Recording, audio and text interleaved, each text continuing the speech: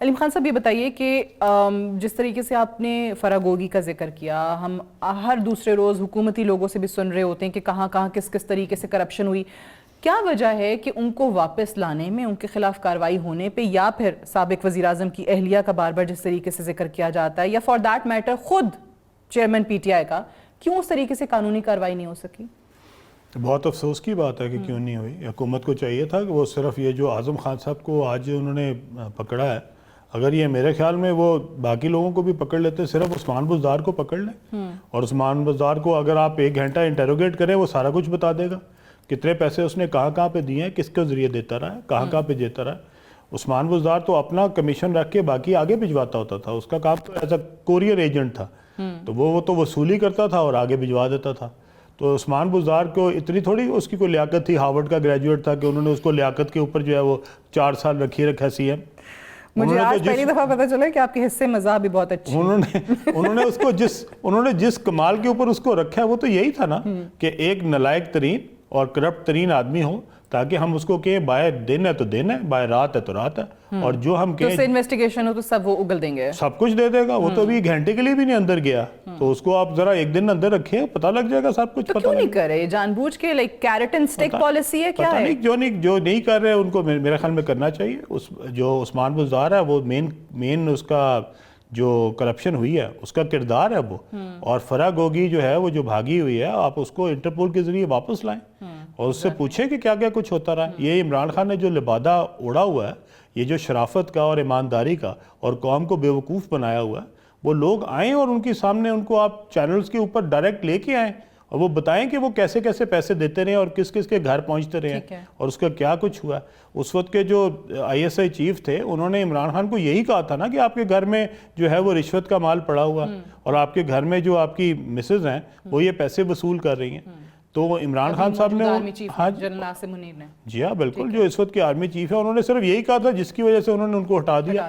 تو میرے خیال میں اس بیان 300 ایکڑ زمین کا انہوں نے آپ پہ الزام لگایا ہے لیگلائز کرانے کا، اور ترین صاحب کا کہا کہ وہ شوگر کیسز ان کے بہت زیادہ. جی ہاں، وہ شوگر کیسز میں عمران خان کے ساتھ جتنے لوگ بیٹھے ہوئے تھے، اگر شوگر کی قیمت بڑھتی ہے تو صرف جہانگیر ترین کی جو فیکٹری ہے صرف اس کی قیمت بڑھتی ہے. باقی سارے سستی چینی بیچ رہے تھے اور جہانگیر ترین کی جو مل ہے وہ مہنگی شوگر بیچ رہی تھی. میری 300 ایکڑ کی وہ بات کرتے ہیں، وہ 300 ایکڑ جو میری زمین ہے، یہ وہ زمین ہے، یہ وہ سوسائٹی ہے جو میں نے 2010 میں بنائی تھی، اور 2012 میں میرے والد کی تدفین کے اوپر عمران خان صاحب وہاں موجود تھے، اسی سوسائٹی میں موجود تھے.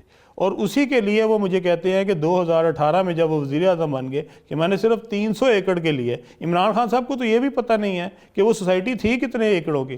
یہ جو سوسائٹی جو میں نے اسلام آباد میں بنائی ہے، یہ عمران خان صاحب نے مجھے خرید کے دلوائی تھی. اور اس کے اوپر ان کا ایک دوست ہے مبشر صاحب، اور ان کے ایک دوست ہے جن کا نام ہے عمر فاروق عرف گولڈی صاحب لے کے آئے تھے، جن کا شیپس ہے. اور وہ گولڈی صاحب میرے پاس مبشر صاحب کو لے کے آئے تھے کہ عمران خان صاحب نے مجھے فون کیا کہ میرا دوست ہے اور اس سے زمین لے لو. اور یہ میں نے جو اسلام آباد کا پروجیکٹ بنایا یہ اسی زمین کے اوپر بنایا.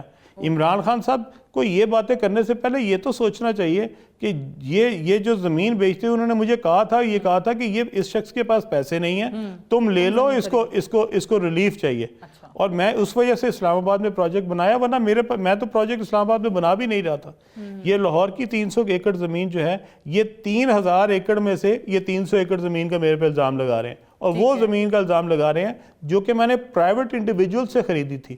اور اب وہ زمین کا سٹیٹس یہ ہے کہ وہ مجھے کہتے تھے کہ علیم خان اپنا اثر استعمال کر کے ایک گرین زمین کو براؤن کروانا چاہتا ہے. بس یہ الزام تھا میرے پہ، ٹھیک ہے. یہ نہیں تھا کہ میں نے سرکاری زمین لے لی ہے یا میں نے لوگوں سے زبردستی لے لی ہے یا تھیالی ہے یا وہاں پہ بدماشی سے لے لی ہے.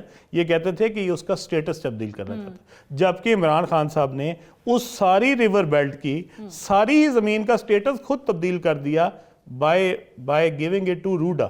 روڈا کیا ہے؟ ایک ریور راوی اربن ڈیولپمنٹ پروجیکٹ ہے، جو کہ وہ ساری زمین جو کہ ریور کے ساتھ ساتھ ہے، وہ ساری زمین ہی گرین تھی. اس ساری کو اب وہ براؤن کر کے وہاں ایک ڈیولپمنٹ اتھارٹی بنا رہے ہیں. بہت سارے لوگ جو پی ٹی آئی چھوڑ کے آپ کی جماعت میں آئے اور مختلف وجوہات کی بنا پہ آئے، اور خاص طور سے تو 9 مئی کے واقعے کے بعد انہوں نے لا تعلقی کا اظہار بھی کیا، بٹ اس میں سے بہت سارے لوگ ایسے بھی ہیں جن کا مختلف کیسز میں بھی نام آ رہا ہے. مثال کے طور پہ اب اعظم خان والا یہ جو سائفر والا معاملہ ہے، انہوں نے 4 وزراء کے نام لیے ہیں. اسد عمر ہیں، شاہ محمود ہیں، شیری مزاری ہیں، فواد چودھری ہیں، جن کے حوالے سے انہوں نے کہا کہ ان کا رول بھی بڑا اہم تھا. تو فواد چودھری تو آپ کی جماعت میں بیٹھے ہوئے ہیں. تو میں نے کون سا کہا کہ اگر کوئی میری جماعت میں ہوگا تو وہ جا کے اس کا نام میں نکلوا دوں گا؟ ایسا تو نہیں ہوگا. جو جس کا بھی ہوگا نام، میرا بھی نام ہوگا تو میں بھی اپنی جا کے جہاں پہ مجھے جانا ہوگا، اگر مجھے ایف آئی اے بلائے گی تو میں جاؤں گا، اور اگر فواد چودھری صاحب نے بھی جانا ہوا تو وہ جائیں گے. بلکہ الیکشن کمیشن میں آپ نے دیکھا ہوگا معافی بھی مانگی ہے. ہاں اچھے کیے انہوں نے. اور انہوں نے اگر کوئی ایسی چیز ہے جس کے اوپر ان کو ضرورت ہوگی ایکسپلینیشن دینے کی، تو میرے خیال میں ہماری پارٹی میں ہو یا ہماری پارٹی میں نہ ہو، جہاں پہ بھی آپ نے کوئی ایسا کام کیا ہے جس کے لیے قوم کو آپ کی ایکسپلینیشن کی ضرورت ہے، آپ کو کسی ادارے کو ضرورت ہے، تو وہ ہم سب جائیں گے، ہم سارے اس کے لیے جواب دیں. اور جو کوئی کام ایسا ہوگا جس کے لیے مجھے بھی اگر کوئی ادارہ بلائے گا تو میں بھی جاؤں گا. بٹ یہ فواد چودھری ہو گئے، عمران اسماعیل ہیں، علی زیدی ہیں، ان کی بڑی تقاریر ہم نے سنی تھی کہ آپ کا کس طریقے سے ساتھ دیں گے، پارٹی کا ساتھ کس طریقے سے دیں گے، ملک کے لیے کیسے کام کریں گے. بس ایک جماعت سے لگتا ہے اٹھ کے دوسری جماعت میں آ گئے ہیں، اس کے بعد سے سب غائب ہیں. نہ میڈیا پہ کوئی آئی پی پی کی ریپریزنٹیشن ہو رہی ہے ان لوگوں کی طرف سے. صرف 2 لوگ یا 3 چہرے کہہ لیجئے، مراد راس ہیں، فردوس عاشق اوان ہیں، اور خرم روکڑی صاحب ہیں، وہ نظر آتے ہیں. آپ کی پارٹی کو یہ لوگ تیار ہی نہیں ہیں ان کی ترجمانی کرنے کے لیے؟ میرا نہیں خیال کہ کوئی ایسی چیز ہے. غائب کیوں ہیں پھر؟ وہ میرے خیال میں ابھی وہ جو ایک ٹائم ہوتا ہے نا درمیان میں، جس کو آپ کہتے ہیں کہ شاید ابھی وہ اس میں اپنے آپ کو ڈھال رہے ہیں. تو نئی جماعت انہوں نے جوائن کی ہے، اس کے حساب سے ابھی اپنے آپ کو اپنی پرائرٹیز کے مطابق میرے خیال میں کر رہے ہیں. اور ایک دیکھیں، یہ عملی سیاست میں ہمیں انتخابات لڑتے نظر آئیں گے. میں عمران اسماعیل کے بارے میں اور جو علی زیدی ہے اور کیانی صاحب ہے، ان کے لیے میں آپ کو ایک بات ضرور کہنا چاہتا ہوں کہ جب آپ کا کسی کے ساتھ، تینوں ہی عین والے اٹھائیں آپ کے نام. میں بھی عین والا تھا لیکن میرا قرآن نہیں نکلا، کسی اور کا نکل آیا تھا. تو یہ تینوں جو ہے ان کی بہت ایسوسیشن تھی پی ٹی آئی سے، اور یہ لوگ 20-25 سال جو ہے وہ خان کے ساتھ رہے ہیں.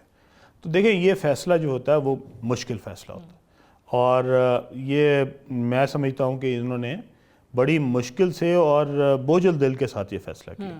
ہمیں عمران خان کے اوپر پورا یقین تھا، ہم 10 سال عمران خان کے ساتھ تھے، اور ہم اس کو کسی دن نہیں سمجھتے تھے کہ یہ ایسا نکلے گا جو وہ نکلا.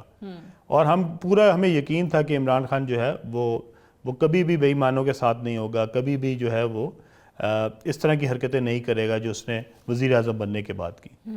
سو افسوس میں تو یہ سارے تھے، یہ بھی سب تھے.